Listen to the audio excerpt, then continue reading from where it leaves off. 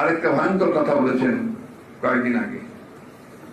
তিনি বলেছেন যে সাদা চামড়ার লোকেরা নাকি তাকে বলছে যে তাকে এখানে কোন একটা দেশের এয়ার বেস করতে দেওয়ার জন্য, অর্থাৎ সেখানে তাদের জঙ্গি বিমান নামবে, সেটাকে তাদের এয়ার বেস হিসেবে ব্যবহার করবে। আর বাংলাদেশের একটা অংশ অর্থাৎ চট্টগ্রাম এবং মিয়ানমারকে নিয়ে নতুন একটা খ্রিস্টান রাষ্ট্র তৈরি করবার তার চেষ্টা করছেন। আমি গতকাল বলছি, আজকে আবার বলছি যে প্রধানমন্ত্রীর উচিত হবে এই মুহূর্তে জনগণের সঙ্গে তার প্রকৃত ব্যাখ্যা তুলে দেওয়া, কারা এটা চাইছে এবং কেন চাইছে, আর আপনারা কেন এটাকে এতদিন পরে প্রকাশ করছেন, এটা আমরা জানতে চাই।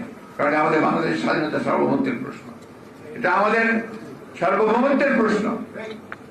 আপনাদের হাতে স্বাধীনতা কোনদিন নিরাপদ না। আপনাদের এর আগের পররাষ্ট্রমন্ত্রী তিনি তো বলেই ফেলেন পাশের একটা দেশের ব্যাপারে যে তাদের সঙ্গে তাদের সম্পর্ক হচ্ছে স্বামী স্ত্রীর সম্পর্ক। তো যদি স্বামী স্ত্রীর সম্পর্ক হয় তাহলে আপনি আর সেখানে কি করে তারা যে অন্যায় ভাবে আমাদের সমস্ত ন্যায্য পাওনা যেগুলো আমাদেরকে বঞ্চিত করছে সে ব্যাপারে তো কোনো কিছু করতে পারছে না। আমাদের পানির হিস্সা দেয় না, আমাদের তিস্তা পানির হিস্সা দেয় না, পার্কার হিস্সা দেয় না, 154টা নদী অবিভক্ত নদী, সেই নদীগুলোর আমরা পানির হিস্সা পাই না। সীমান্তে আমাদের হত্যা হয়, সেই সম্পর্কে একটা টু শব্দ করে না। আজকে এই জিনিসগুলো আমাদেরকে দেখতে হবে। আপনাদের উপরে আর আমাদের উপরে যে অত্যাচার নির্যাতন, ধর্মপ্রাণ মানুষের উপরে যে অত্যাচার নির্যাতন, আর একটা ভয়াবহ ঘটনা ঘটছে, এটা আপনারা কে কতটুকু খেয়াল করছেন আমি জানি না। সেটা হচ্ছে যে প্রাইমারি স্কুলের যে টেক্সট বইয়ের মধ্যে এগুলোর মধ্যে এমন এমন কারিকুলাম আনছে যা আমার কালচারের বিরুদ্ধে, আমার কৃষ্টির বিরুদ্ধে, আমার ধর্মের বিরুদ্ধে। এগুলো আমাদের কখনোই কোনো কালে আমরা এভাবে চিন্তা করিনি।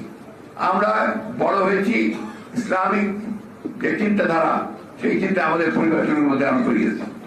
অন্যান্য ধর্মের লোকেরা তাদের কিছু একটা ধর্মীয় একটা প্রভাব তাদের মধ্যে ছিল বলে তারা সেইভাবে করে দিয়েছে। আজকে সেইখান থেকে সম্পূর্ণভাবে বের করে নিয়ে একটা ধর্মহীন একটা রাষ্ট্রে পরিণত করবার চেষ্টা করা হচ্ছে। বন্ধুগণ, শহীদ প্রেসিডেন্ট জিয়া রহমানের শাহাদাতবার্ষিকী পালন করার উদ্দেশ্য একটাই, বারবার করে শহীদ প্রেসিডেন্ট জিয়া রহমান শুধু স্মরণ করলে হবে না, মনে করলে হবে, তাকে অনুসরণ করতে হবে। এবং আজকে যে দানব গত 15 বছর ধরে আমাদের ঘরের মধ্যে বুকের মধ্যে চেপে বসে আছে, একে সরাতে না পারলে কিন্তু আপনার স্বাধীনতা থাকবে না, আপনার সার্বভৌমত্ব থাকবে না। আমার এই ভোটের অধিকারকে ফিরিয়ে আনতে হবে।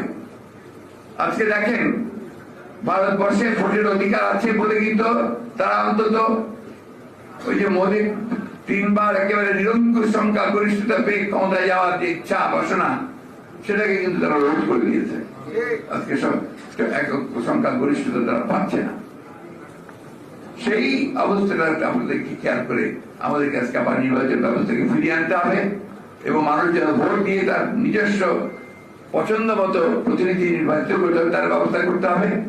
দেশনীতির ব্যবস্থা যেখানে আমরা ফিরিয়ে আনতে পারি, মুক্ত করতে পারি, তার চিকিৎসার ব্যবস্থা করতে পারি, তার জন্য আমাদেরকে সংগ্রাম লড়াই করতে হবে। আমাদের নেতা তারেক রহমান সাহেব যিনি বিদেশে নির্বাচিত আছেন মিথ্যা মামলায়, তাকে ফিরিয়ে আনবার জন্য আমাদেরকে সেই সংগ্রাম করতে হবে। সর্বোপরি দেশের মানুষকে মুক্ত করবার জন্য আমাদেরকে সংগ্রাম করতে হবে।